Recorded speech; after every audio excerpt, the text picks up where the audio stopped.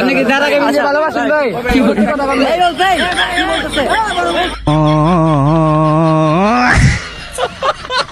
Guys অন্যের girlfriend নিয়ে ফষ্টি নষ্টি করলে তো পাবলিক প্লেসে এমন হবেই। তো হ্যালো ওয়েলকাম ভাই বাদার, তোমরা সবাই কেমন আছো? তো আজকের ভিডিওটা হলো কুল গেমিং এবং যারা গেমিং, যারা কিনা ফষ্টি নষ্টি করে। গাইজ চলো আমরা একটা ভিডিওর মধ্যে দেখে আসি যারা গেমিং এবং কুল গেমিং কি করে।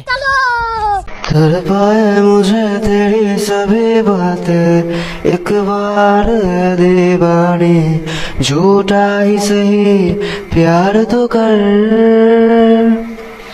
मैं भूला नहीं हंसी मुलाकातें, बेचैन करके मुझको मुझसे यूं ना फेरे नजर।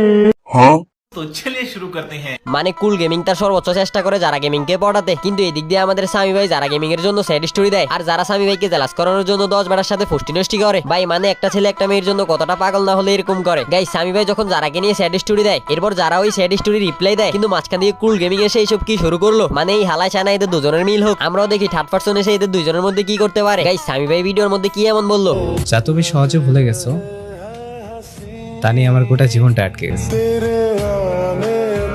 মানে ছেলেটা কতটা ভালোবাসলে এমন একটা স্টোরি দিতে পারে। আসলে বেইমানরা কখনো এইসব বুঝবে না। রোস্টেড গেমিং যারা গেমিং এর জন্য কি এমন করে নাই যে কিনা নিজের হাতে যারা গেমিং এর চ্যানেলটা খুলে দিল, এবং রোস্টেডের কারণে যারা আজকে এত বড় একটা প্ল্যাটফর্ম, যারা ম্যাগি এখনো হয়তো বুঝে না, কিন্তু সামি ভাই চাইলে যারা ফেস্টিভ্যাল করে দিতে পারতো, এরপর ইউটিউব প্ল্যাটফর্ম থেকে বের করে দিতে পারতো, কিন্তু সামি ভাই এসব করে নাই, কারণ সামি ভাই যারাকে ভালোবাসতো। গাইজ এবার আসি যারা ম্যাগি কি বললো। उसका सैड वीडियो देख के मुझे लगा था वो मेरे लिए थी।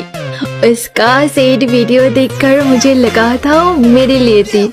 बाद में पता चला कि मेरी जैसी गलत फहमी में और भी 10 लड़कियां जी रही थी।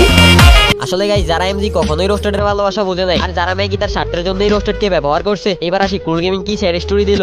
আমি জানি কোনো ভাগ্যবান এসেই তোমায় নিয়ে চলে যাবে, আর এদিকে আমি তোমার সাথে কথা বলার বাহানা খুঁজতে থাকি।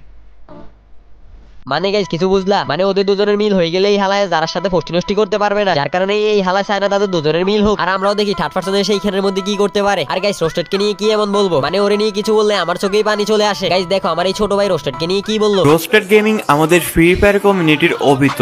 এটা কেন বলছে জানতে চাও? অবিত যেমন ঋণের জন্য পুরো শিনবি ওয়ার্ল্ডের বিপক্ষে চলে গিয়েছিল, ঠিক তেমনি 2021-22 দিকে আমাদের রোস্টেড গেমিং ভাইয়া যারা আপুর জন্য পুরো ফ্রি ফায়ার কমিউনিটির বিপক্ষে চলে গিয়েছিল।